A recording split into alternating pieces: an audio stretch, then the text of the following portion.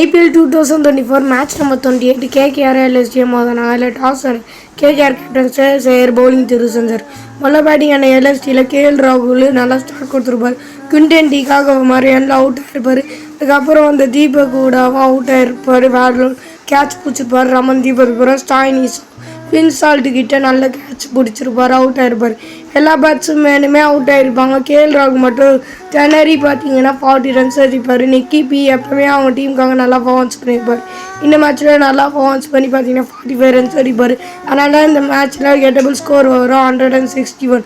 ஸ்கார்க்கு மஜாவாக போட்டிருப்பார். அவரோட 25 கோடிக்கு ரெஸ்பான்சிபிளாக போட்டிருப்பார். அதுக்கப்புறம் பார்த்தீங்கன்னா பேட்டிங் ஆன அந்த KKR டீமில் ஃபஸ்ட் ஓவர்லேயே சமார் ஜோசப்பை வெளுத்துட்டு இருப்பாங்க.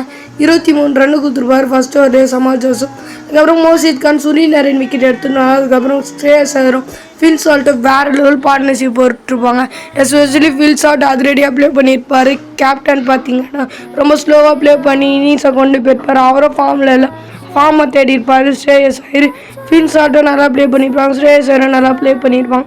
ஸ்ரேயஸ் ஐயர் ஷார்ட் பால் போட்டால் கூட நல்லா ஆடிப்பார் ஓரளவுக்கு. ஏன்னா ஷார்ட் பால் இஷ்யூ இருக்கிறதால ஷார்ட் பாலை போட்டிருந்தாங்க. ஓரளவு நல்லா ஆடிப்பாங்க. இந்த மேட்ச்சை ஈஸியாக ஜெயிச்சிருப்பாங்க. KKR டீம் வேறு லெவலில் 8 விக்கெட் வித்தியாசத்தில் பெரிய விஷயம் சொல்லலாம். 8 விக்கெட் வித்தியாசத்தில் ஜெயிக்கிறது. அப்புறமா பார்த்தீங்கன்னா அதே நல்ல ரெண்டாவது மேட்ச் வந்து L Clasico match. Virat Kohli அந்த மாதிரி பிளேயர்ஸ்லாம் இருக்கும் போது MS தோனி, ரோஹித் சர்மா மாதிரி பிளேயர்ஸ் தான் கிங்காக இருந்திருக்காங்க. IPL பொறுத்த வரைக்கும் கேப்டன்சியில் இந்த 2 டீமுக்கு வந்தாலும் இந்த CSK MI 5 teams both are champions. முதல்ல பேட்டிங் ஆனாங்க CSK டீம். டாஸ் வென்று மும்பை இந்தியன்ஸ் பவுலிங் தேர்வு செஞ்சாங்க.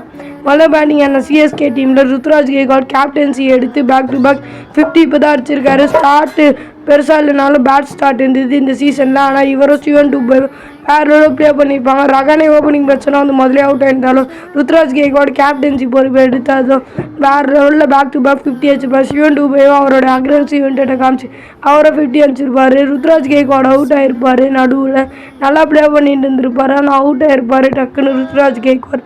ஜெரல் கோல்ஸ் கிட்ட ருத்ராஜ் கெய்க்வாட் அவுட் ஆயிருந்தால் கூட எங்களுக்கு என்ன வருவார்ல எங்கள் தலை டோனி அப்படின்னா நினச்சோம். டேரன் மிச்சல் வந்து கவுத்து விட்டார். எல்லாத்தையும் 10 பாலுக்கு 10 ரன்னு கிட்ட அடிச்சு அவுட் ஆயிருப்பார். ஆனால் அதுக்கப்புறம் தலை டோனி வந்து வேறு லெவல் ப்ளே பண்ணியிருப்பார். தலை தாண்டா 2011 வந்துட்டு போச்சு எல்லாருக்குமே. வேறு லெவலில் vintage Thala. First ball 6, second ball 6, third ball 6, hattrick of 6 வச்சு வேறு லெவலில் ஃபேன்ஸை என்டர்டெயின் பண்ணியிருப்பார். Thala Dhoni is a mental of the king of தென்னு எல்லார் ஃபேன்ஸாலேயும் கருதப்பட்டு இருக்காரு. MS தோனி வேறு லெவலில் ப்ளே பண்ணியிருப்பார். ஹர்திக் பாண்டியா லாஸ்ட் ஓவர் போட்டது கையெல்லாம் உடஞ்சிடுச்சு.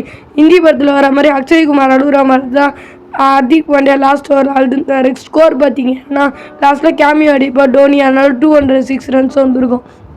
நெக்ஸ்ட் இன்னிங்ஸில் பேட்டிங் ஆனது மும்பை இந்தியன்ஸில் ஹிட்மேன் இஸ் ஃபயர்ன்ற மாதிரி ரோஹித் சர்மா போத்தாஸ் கேப்டன். டோனி ஆர் ரோஹித் சர்மா போன வருஷம் கேப்டனாக இருந்தாங்க, இந்த வருஷம் கேப்டனாக இல்லை. ஆனால் 2 பேருமே இந்த மேட்ச்சில் பொழந்துட்டுருப்பாங்க. ரோஹித் சர்மா எஸ்பெஷலி வேறு லெவலில் ப்ளே பண்ணியிருப்பார். அவர் ஒரு சைட் ப்ளே பண்ணியிருந்தாலும் பார்த்தீங்கன்னா ஒரே ஓவரில் இஷான் கிஷன் மற்றும் வேர்ல்டோடைய நம்பர் 1 பேட்டர் சூரியகுமார் யாதவ் செம்ம ஃபார்மில் இருந்திருப்பார். அவருடைய விக்கெட் எடுத்து வேறு லெவலில் இந்த மேட்சை திருப்பி இருப்பார். பார்த்தீங்கன்னா ஒரே ஓவரில் 7 ரன்னு கொடுத்து 2 விக்கெட் எடுக்கிறதா பெரிய விஷயம்னு சொல்லலாம். அதுக்கப்புறம் பார்த்தீங்கன்னா ரோஹித் சர்மா அவருடைய ஆட்டத்தை நிறுத்தாமல் வேறு லெவலில் ப்ளே பண்ணியிருந்திருப்பார்.